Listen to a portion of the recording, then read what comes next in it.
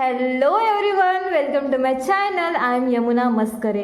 In the last video, we talk about basic of atom, free electron and types of solid material. In this video, we will discuss about current, potential difference and resistance. Let's start from current. Current is the rate of flow of electric charge through a conductor. ये हमारे student life का सबसे रटा रटाया definition है. चाहे कुछ याद हो या ना हो, ये हमें बराबर याद रहता है. लेकिन मोस्ट ऑफ द स्टूडेंट हम कभी जानने की कोशिश ही नहीं करते कि करंट एक्चुअली में फ्लो कैसे होता है. So let's understand how current flow through an element. ठीक है, एग्जाम्पल के तौर पे आप ले लीजिए कोई भी कंडक्टर जिसमें ह्यूज अमाउंट ऑफ इलेक्ट्रॉन्स होते हैं. फ्री इलेक्ट्रॉन्स वही जो किसी भी एटम से बाउंडेड नहीं होते और वो फ्रीली मूव करते हैं. ठीक है, each electron having some motion. अब ये मोशन आता कहाँ से है? Second, this free electron are having random motion. Motion तो है ही, साथ में रैंडम मोशन है बिकॉज ऑफ टेम्परेचर. ये कोई एक्सटर्नली सप्लाई किया हुआ टेम्परेचर नहीं है. It is a room temperature. Due to room temperature, they have some energy. That energy could be called as thermal energy, which is indicated by 3/2 kT. K Boltzmann constant, which is approximately 1.3806 into 10 raised to the power minus 23, and T is absolute temperature range between 20 to 25 degree Celsius. और अगर kelvin में लेना चाहे तो 293 to 298 kelvin और 300 kelvin तक ले सकते हैं. This thermal energy converted into kinetic energy. हम सबको पता है जहाँ पे मोशन की एंट्री होती है वहाँ पे काइनेटिक एनर्जी आती ही है. काइनेटिक एनर्जी का फॉर्मूला हमें पता है 1/2 mv² और थर्मल एनर्जी का 3/2 kT. जब इन दोनों इक्वेशन को सॉल्व करेंगे, after solving this equation we got some velocity which is approximately 10 raised to the power 5 meter per second, and this velocity is called as a thermal velocity. But this velocity is in random way. Because of random way, displacement is zero. Because most of the time क्या होता है, जो ये electrons जो initial position में है, suppose initial position में इस तरीके से ये मूव कर रहा है, तो after some time final position में ये इसी पोजीशन में आ जाएगा. तो डिस्प्लेसमेंट क्या हो जाएगा? जीरो. जो इलेक्ट्रॉन्स रैंडम मोशन कर रहे हैं वो आफ्टर सम टाइम उसी पोजीशन में आ जाएंगे जब वो इनिशियल पोजीशन से स्टार्ट की. Initial and final position same है, डिस्प्लेसमेंट जीरो होगा. If displacement is zero then no work will be done. So there is no effective flow of electrons, hence no current is flow in the circuit. For the current to flow we need support. We need some support which is external support. For example potential difference. जब आप potential difference दोगे, एक point में potential difference apply करोगे, तब ये जो random motion कर रहे इलेक्ट्रॉन्स हैं एक पर्टिकुलर डायरेक्शन में फ्लो होंगे. That is called as current. इसीलिए हमने ये डेफिनेशन याद कर लिया है कि electric current is the rate of flow of electric charge through a conductor. इसका जो फॉर्मूला है वो है I = Q/T. इसको इंडिकेट करते हैं I से, और इसका जो यूनिट है वो है एम्पियर. द ग्रेट साइंटिस्ट के नाम पे रखा गया है एम्पियर. नेक्स्ट है पोटेंशियल डिफरेंस, जिसे हम वोल्टेज भी कहते हैं. Potential difference is nothing but the amount of work done or energy transfer to move a unit charge from one point to another point. Just अभी हमने पढ़ा कि पोटेंशियल डिफरेंस एक ऐसी एक्सटर्नल एनर्जी है जो चार्ज को एक पॉइंट से दूसरे पॉइंट ले जाने के लिए या फिर उस इलेक्ट्रॉन द्वारा वर्क डन करवाने के लिए यूज़ करते हैं. इसका जो फॉर्मूला है V = W/Q. ठीक है, अगर हम एग्जाम्पल ले पोटेंशियल डिफरेंस की, सो एक सिंपल सा एग्जांपल है. अगर किसी भी टैंक को या फिर बॉटल को आप पूरी तरीके से सेम लेवल से भर दीजिए. सपोज ये दोनों भी टैंक फुल्ली फिल्ड है. अगर आप इसको हाफ भी फिल करते हो और इक्वली फिल करते हो तो यहाँ पे जो वाटर होगा one tank to another tank shift नहीं होगा because of equal potential. Next अगर हम बात करें कि अगर हमने इन दोनों टैंक में कुछ पोटेंशियल डिफरेंस क्रिएट किया, सपोज एक टैंक को हमने फुल्ली फिल्ड किया है और सेकेंड को हमने जस्ट थोड़ा सा उसमें वाटर फिल किया हुआ है। सो जो वाटर का जो फ्लो रहेगा वो higher potential to lower potential रहेगा। आप इसका एग्जांपल आप डेली लाइफ में भी देख सकते हैं। जैसे अगर हम कहीं घूमने जा रहे हैं या फिर कहीं पे भी हम देखते हैं कि जो बर्ड होता है वो किसी भी ट्रांसमिशन लाइन पे या डिस्ट्रीब्यूशन लाइन पे बैठे होते हैं, तो कभी कभी हमें थॉट आता था कि यार इसको क्यों शॉक नहीं लगता है। बिकॉज जो बर्ड होते हैं ना, उनके पैर जो होते हैं वो दोनों ऐसे इस तरीके से पास पास होते हैं। पास पास होने की वजह से क्या होता है, उनमें पोटेंशियल डिफरेंस क्रिएट नहीं होता है। और हमें पता है कि अगर हमें करंट को फ्लो करवाना है तो किसी भी दो पॉइंट के बीच में क्या होना चाहिए, potential difference.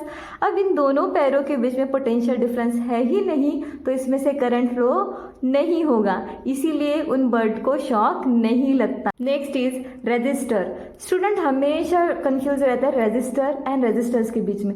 Resistor is a element and resistance is a property.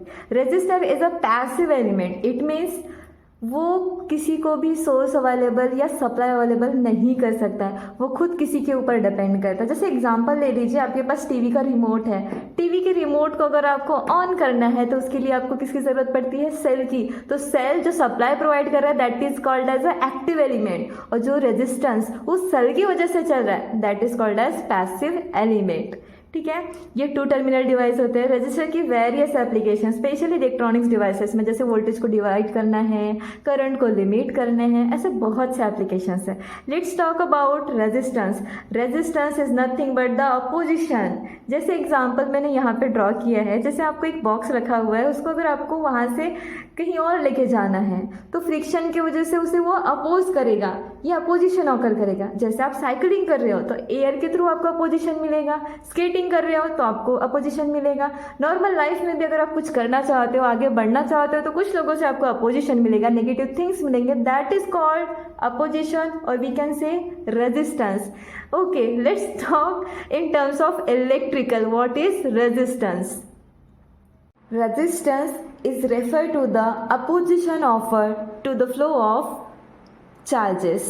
But ये अपोजिशन आता क्यों है? जैसे किसी कंडक्टर का एग्जांपल ले लीजिए, इसमें ह्यूज अमाउंट ऑफ एटम्स है, फ्री इलेक्ट्रॉन्स है, वैलेंस इलेक्ट्रॉन्स है। आपने सपोज इसको सप्लाई दिया 1 इलेक्ट्रॉन वोल्ट का।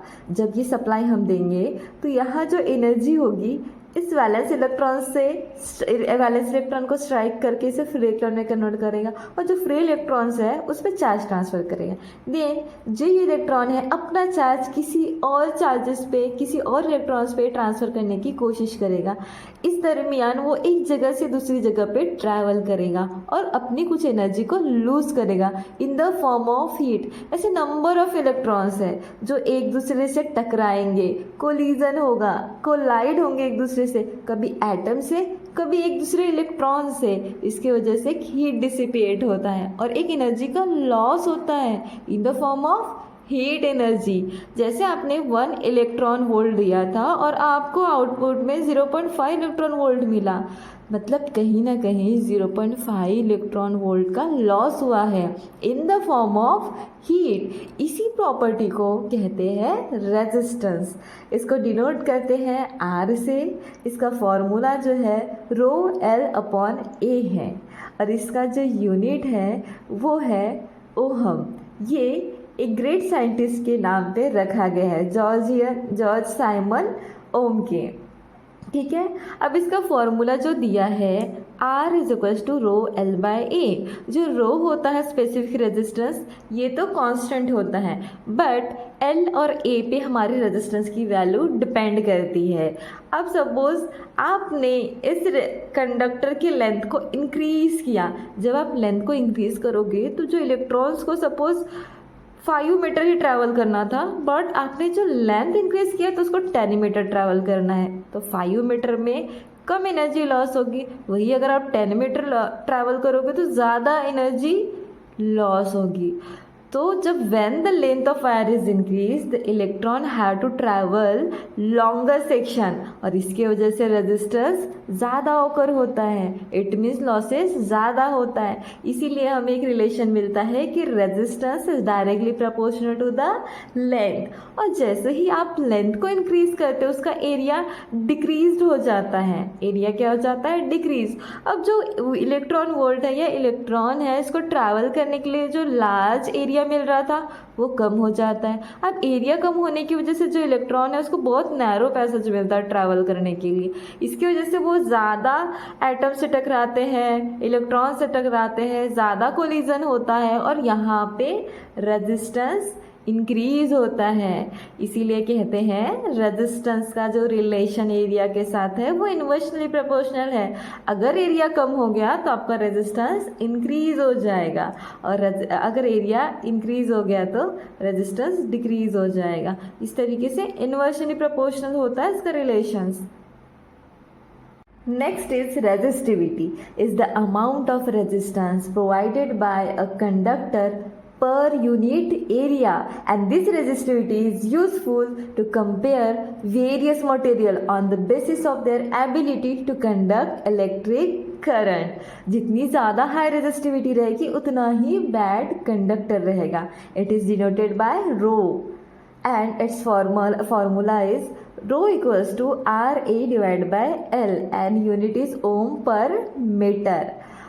It is not depend upon length and area, it's totally depend upon types of material and temperature और हर एक मटेरियल के लिए फिक्स्ड होता है।